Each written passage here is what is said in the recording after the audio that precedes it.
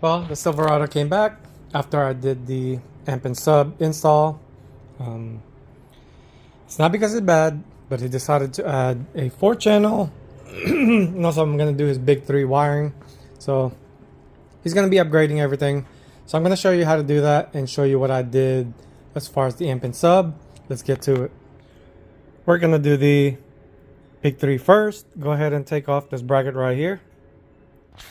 Here's the kit from NVX. This is a big 3, so it's going to receive 1 big power and then 2 grounds.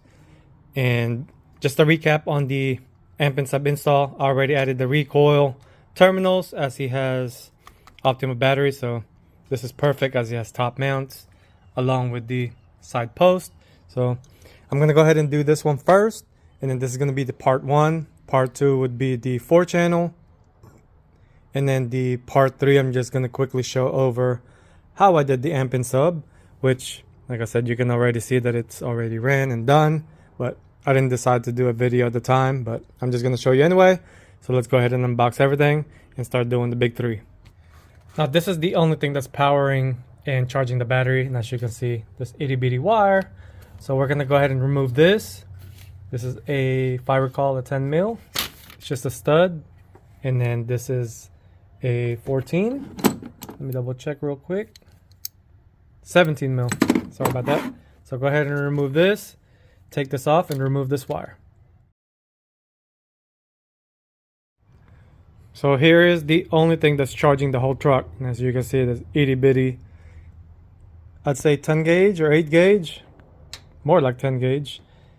That's going to be the equivalent to that now. So it's going to be a big change. So you always want to upgrade it whenever you start adding more stuff. Not only it helps the electrical system, it also helps the audio department. So here's what's going in. Got everything ready. Here's the power so far. Go ahead and zip tie it along the factory harness. Get it to your positive. So now we're going to go ahead and move on to the ground. The bracket that was removed here, we're going to use that for the chassis. And also this bolt right here. So remove a 10 mil. Obviously this was a 10 mil. We're going to go clean that up. Go ahead and use one of these wire brush. Clean the mating surface. That way it's completely bare metal with no paint. Right here. Right here. This is where you're going to hook up the first 0 gauge ground. Here's the ground so far. Tightened up. Zip tied neatly to this port right here. Now we're going to go ahead and move on and do the other side. So go ahead and clean the mating surface along with the surface on top and on the bottom, and go put everything back. So here's the end result of the big 3. Like I said, I got the power wire all the way to power. Got the ground to block to the battery. Chassis to battery. So they all share basically one ground, but a lot bigger.